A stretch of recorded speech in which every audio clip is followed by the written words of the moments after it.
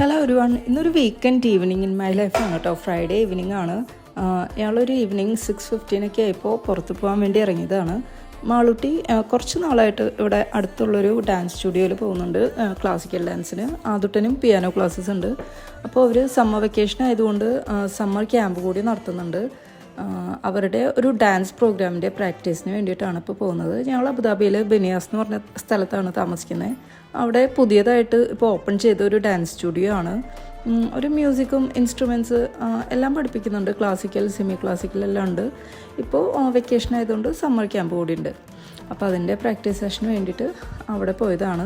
അവരെ അവിടെ ഡ്രോപ്പ് ചെയ്ത് കഴിഞ്ഞിട്ട് ഞാനും ഹസ്ബൻഡും കൂടി ലുലുവിൽ പോയി ചെറിയൊരു ഗ്രോസറി ഷോപ്പിംഗ്, വെജിറ്റബിൾ ഷോപ്പിംഗ് ഒക്കെ ഉണ്ടായിരുന്നു.